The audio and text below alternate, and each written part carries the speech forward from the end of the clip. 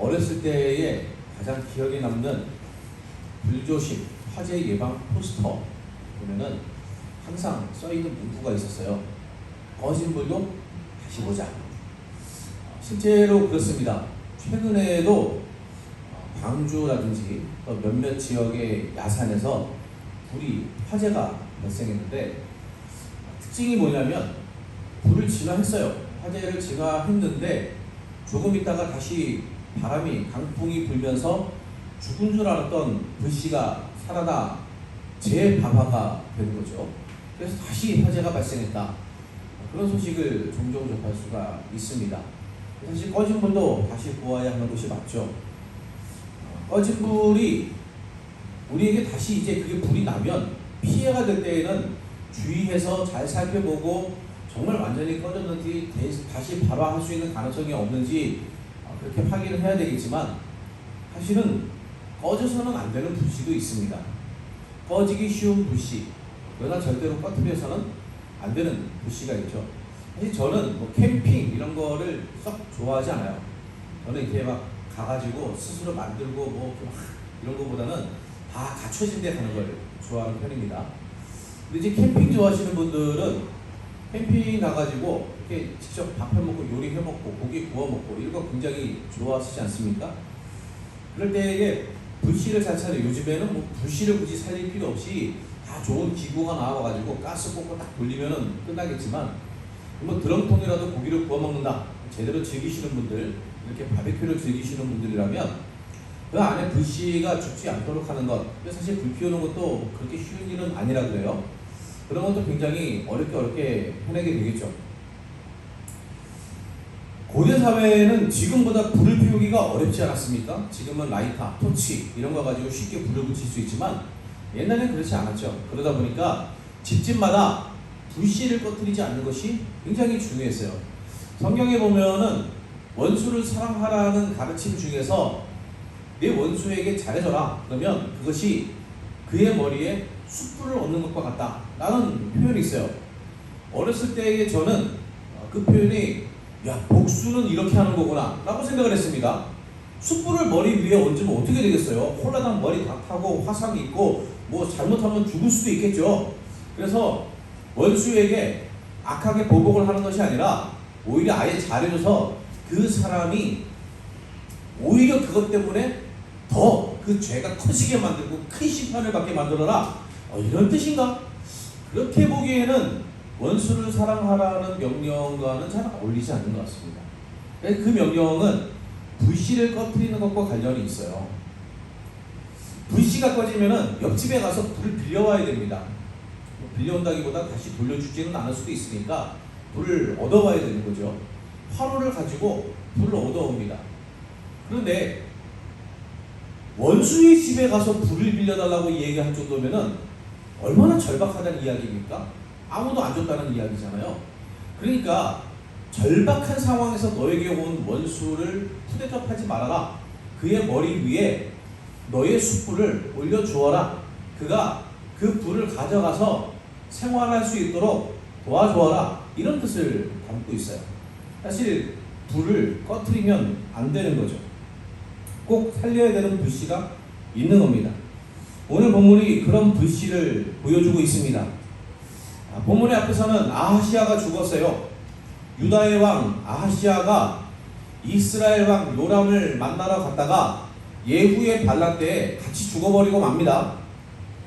아하시아가 죽었다는 이야기를 듣고 나서 아달랴가 방역이라고 하기에는 좀 표현이 모호할 수 있는데요. 현재 왕이 없는 상태니까 어쨌든 군사 전변을 일으킵니다. 아하시아의 어머니인 아달랴는 현재 왕 대비 신분이에요. 그런데 아하시아 자신의 아들이 죽고 그 아들이 왕이 된다면 자신은 왕 대비의 자리에서도 물러나게 되는 거죠. 실세에서 완전히 벗어나게 되는 겁니다. 우리 조선시대로 따지면은 중전이 있고 대비가 있지 않습니까? 근데 그 대비도 아닌 거예요. 그러니까 중전 실세도 아니고 그 중전의 어른인 대비 실세도 아니고 그 밖으로 밀려나게 되니까 쿠데타를 일으켰다, 그렇게 보는 학자들이 있습니다. 그게 전부인가 하는 생각이 들기는 해요. 이 아달랴라는 사람은 아합의 자손입니다. 아합의 집안 사람이죠. 이 아합의 집안 사람이 유다의 왕가의 왕비로 들어왔던 거예요. 그러면서도 이 유다의 신앙을 이어가지는 않았습니다. 자신의 후친 아합의 집에서 섬기던 어머니 이세벨에게 배운 바알 우상 숭배를 그대로 가지고 왔어요. 그리고 아하시아가 죽은 이후에 이 아달랴는 자신의 그 바알 신앙을 나라에 뿌리 내리게 하려는 의도로 이 다윗의 후손인 자신의 친족들이잖아요. 어떻게 보면 자기 자손들 아닙니까?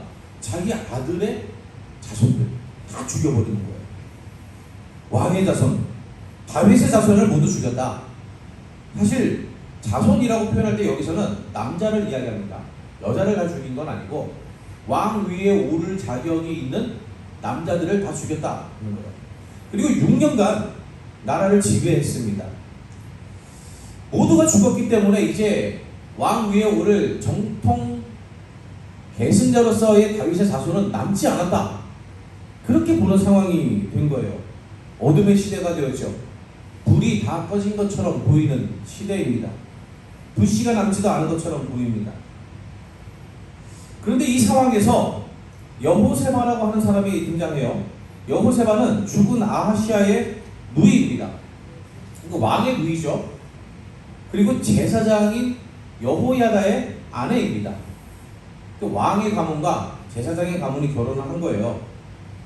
이 여호세바가 자신의 조카인 요아스를 유모와 함께 성전에 숨겼어요. 자기 남편이 제사장이니까 성전에 숨길 수가 있겠죠. 그리고 성전은 특별한 공간이기 때문에 아마도 이제 아달랴의 눈을 피하기에는 적절한 위치였던 것 같습니다. 아달랴가 나라를 지배하는 6년 동안 요아스는 여호야다의 보살핌 아래에서 성전에서 자라게 됩니다. 여기에는 목숨을 건 사람들이 등장하는 거예요. 요아스의 고모인 여호세바, 그리고 여호세바의 남편인 여호야다, 그리고 그들과 함께 요아스를 숨긴 유무, 이름이 기록되어 있지 않았지만 이 사람들이 목숨을 걸고 다윗의 후손 요아스 한 사람을 남겨서 숨깁니다. 마치 그런 장면이 떠올라요. 엘리야의 시대에 엘리야가 굉장히 기진맥진해가지고 하나님 앞에 이제 내 생명을 취하십시오 이렇게 이야기할 때 하나님께서 엘리야에게 아직도 바알에게 무릎을 꿇지 않은 7,000명이 남아있다 라고 말씀하시지 않았습니까?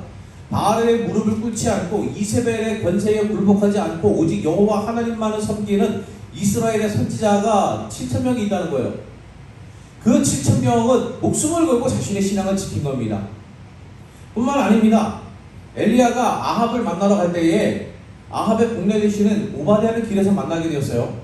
이 오바댜라는 사람은 서슬이처럼 이세벨의 그 무서운 통치를 피해서 하나님의 사람 선지자 100명을 굴 양쪽에 50명씩 숨겨가지고 자기가 먹을 것을 다 대주어가면서 그렇게 보살핀 사람입니다.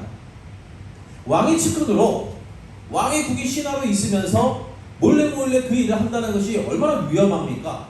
쉽게 발각될 수도 있는데 그럼에도 불구하고 자기의 목숨을 바쳐서 하나님의 사람을 숨겨주었어요. 이것은 단지 인륜에 의해서 휴머니즘 그런 게 아니에요. 독재에 저항해서 그런 게 아닙니다. 바알 우상 숭배에 대적해서 하나님만 섬기는 마음으로 오직 하나님을 위해서 그렇게 헌신한 거예요. 바로 그런 모습처럼 보이는 거죠. 여호세바, 여호야다, 그리고 이름이 밝혀지지 않은 이 유모가 요아스를 숨긴 것은 단지 아달랴의 학살에서 어린 요아스 불쌍하니까 이 얘기가 무슨 죄가 있어 하고 숨겨준 게 아닙니다. 그게 전부가 아니에요. 그 이상이 무엇이 있는 거죠?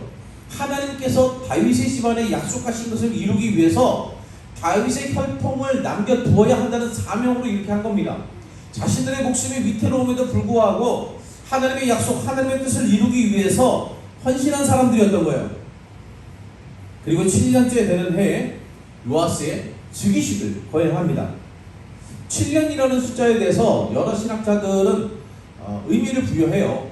7이라는 숫자가 성경에서는 완전한 수, 하나님을 가리키고 있지 않습니까? 그런데 그것만 있는 것이 아니라 안식년이라는 의미가 있습니다.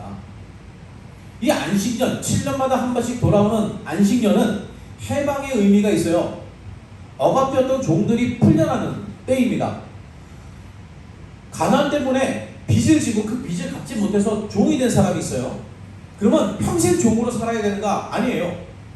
6년 동안 주인을 섬겼으면 7년째 되는 안식년에는 그 종을 내보내주어야 합니다. 근데 그냥 보내주는 것이 아니라 그냥 나가면 또 돈이 없잖아요. 그럼 또 빚을 지고 또 종이 되잖아요. 그러니까 다시는 종이 되지 않도록 그가 정착할 수 있는 생활 자금까지 줘서 내보내야 돼요. 그게 안식년입니다. 억눌렸던, 억압받던, 고통 가운데 있던, 자유가 없던 자에게 해방을 주는 것, 바로 그것이 안식년이에요. 안식년은 땅도 해방됩니다. 그동안 사람이 갈고 닦아서 열심히 곡식을 키운 그 땅이 안식년이 되면은 자유를 얻는 거예요. 그 땅에 곡식을 짓지 아니하고 그냥 방치해 둡니다. 땅의 영양분을 계속 쪽쪽 뽑아 먹는 것이 아니라 그냥 내버려 두는 거예요. 땅이 스스로 기력을 회복할 수 있도록 시간을 주는 거죠. 그게 바로 안식년이에요.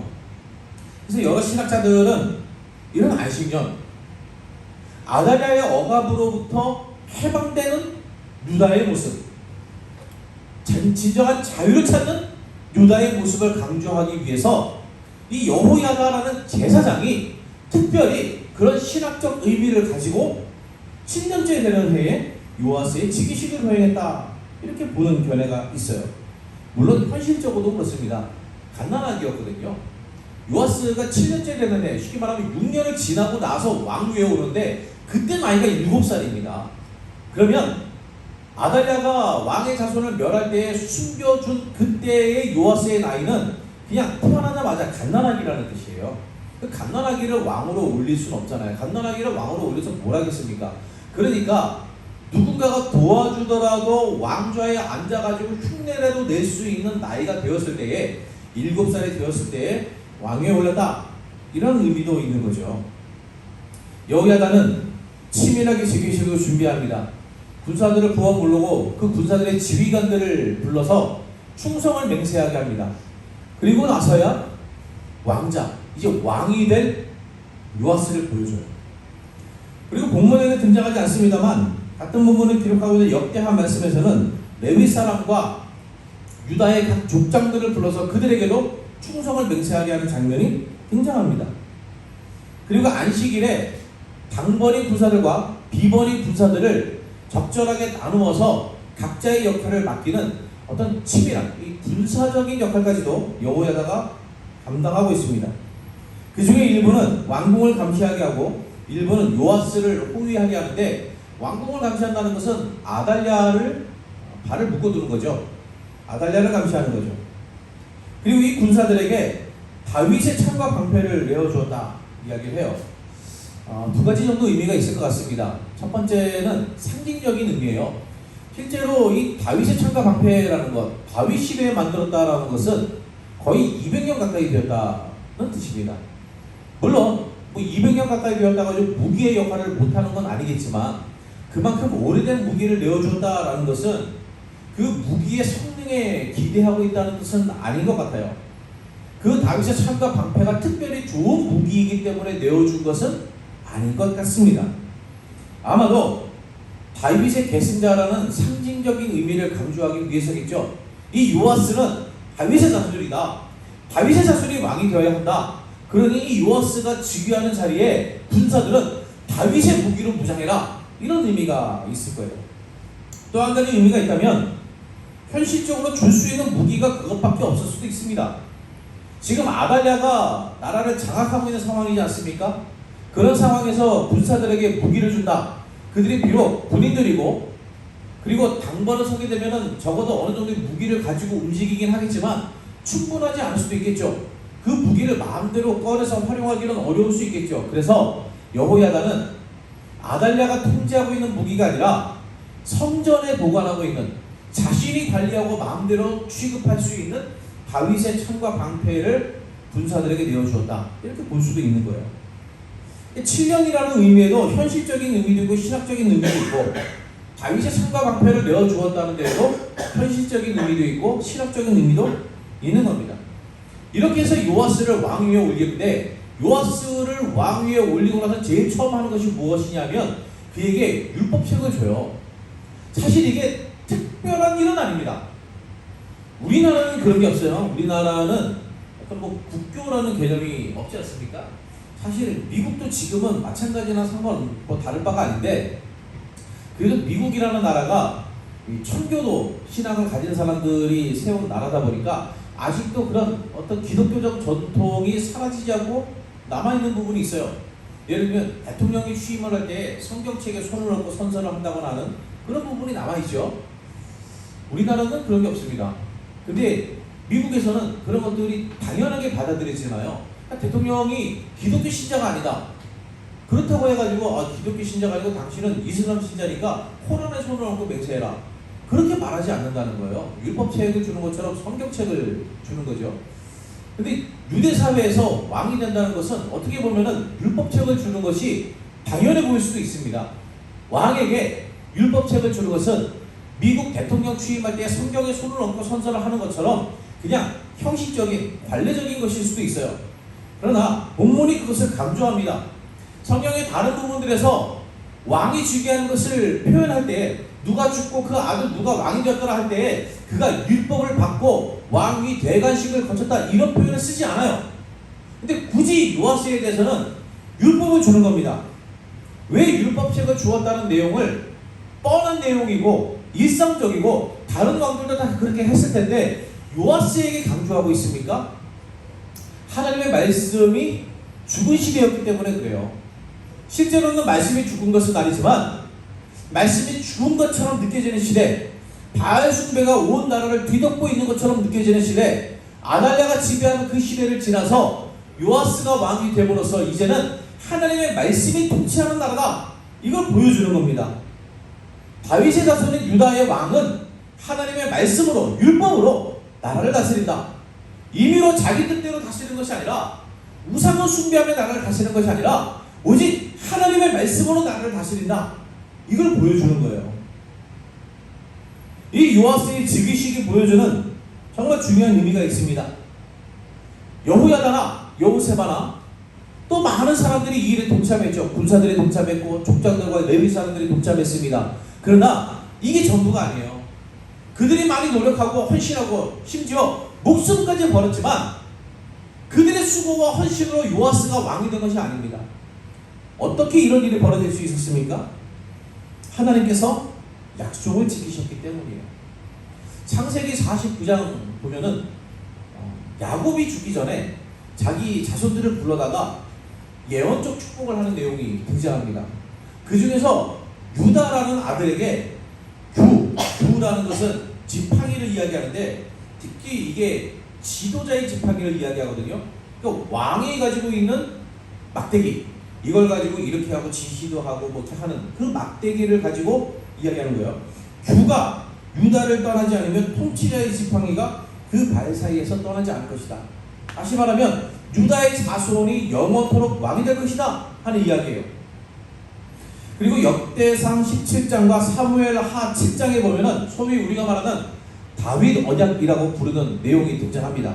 하나님께서 성전을 건축하고자 했던 다윗에게 너 성전 건축 못해 라고 거절하시면서도 다윗에게 놀라운 은혜의 약속을 주시는 장면이 있어요. 그 약속의 내용 중에 이런 내용이 있습니다. 네가 마음속에 품은 성전 건축은 네가 아니라 너의 아들 중에서 왕을 내가 세워줄 텐데 그 아들이 건축할 것이다. 그러니까 아들 중에서 왕을 세워준다는 거예요. 이게 당연한 것 같지만 다윗 앞에 한 명의 왕이 있지 않습니까? 사울. 그 사울의 아들은 왕이 되지 못했습니다. 그러니 다윗에게 너의 아들이 왕이 된다라는 것은 특별한 약속이에요. 근데 그게 전부가 아니에요. 그의 왕위를 내가 영원히 경고하게 하겠다. 단지 뭐 너의 아들, 손자 정도까지는 내가 봐줄게 이런 것이 아니라 영원히 그 왕위를 경고하게 하겠다. 심지어 죄를 지으면 어떻게 하는가? 죄를 지으면 내가 당장 그 왕위를 뺏어서 내쳐버리리라 하지 않으시고 그가 비록 죄를 범한다 할지라도 내가 사람을 통해서 징계할지언정 그를 사울처럼 버리지는 않을 것이다. 사울은 하나님께서 버리시고 그 집안이 왕이 되지 못하게 하셨잖아요. 근데 그렇게 만들지 않으시겠다는 거예요. 다윗의 집안이 계속해서 왕위를 이어가게 만드시겠다. 북쪽의 이스라엘은 그렇지 않습니다. 북쪽의 이스라엘은 여로보암이 왕이 된 다음에 그의 아들이 지나고 나서 바하사가 반역을 일으키고 왕이 되었습니다. 그리고 나서도 계속해서 반역을 통해서 왕조가 바뀌어요. 우리나라로 따지면은 역성혁명이라고 하지 않습니까? 그러니까 왕조 자체가 바뀌는 거예요. 그런데 유다는 그렇지 않았죠. 이스라엘이 반역으로 왕조가 바뀐 것과 대조가 되는 모습입니다. 근데 우리가 지금 뭘 봤습니까? 아달랴가 지배한 6년을 봤잖아요. 아달랴는 다윗의 자손이 아닙니다. 아합의 자손입니다. 그런데 아달랴가 지배한 기간은 그럼 뭡니까? 그럼 왕위가 끊어진 건 아닙니까? 본문을 보면 신기한 묘사를 하고 있어요. 유다의 왕이 즉위하면 누가 죽고 누가 왕이 되었다라고 이야기합니다. 그 왕에 대해서 여호와 보시기에 정직하게 행하였다. 또는 그가 여로보암에게 또는 아합에게로 가서 하나님 앞에 죄를 지었다. 그렇게 신학적인 평가를 내립니다. 근데 아달랴에게는 그런 게 없어요. 아달랴에게는 그가 왕이 되었다는 표현을 쓰지도 않고 왕에게 주는 하나님의 평가, 긍정이든 부정이든 어떤 평가도 내리지 않습니다. 이게 무슨 뜻일까요? 왕이 아니라는 거예요.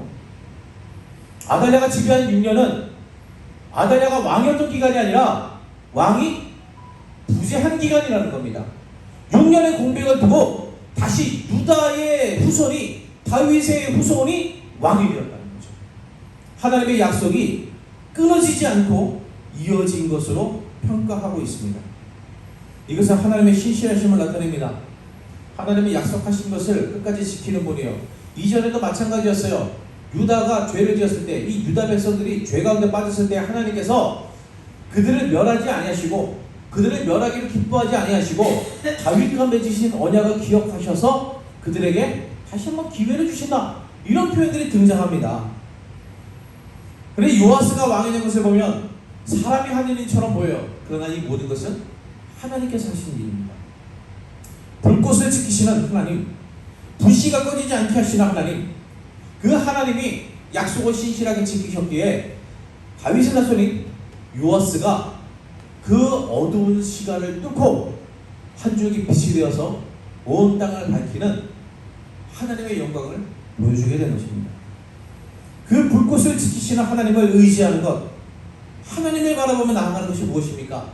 요아스가 왕이 될 때 율법을 하는 것, 그것처럼 하나님의 말씀을 의지하는 게 있어요. 우리의 삶이 하나님을 볼 수 있기를 원합니다.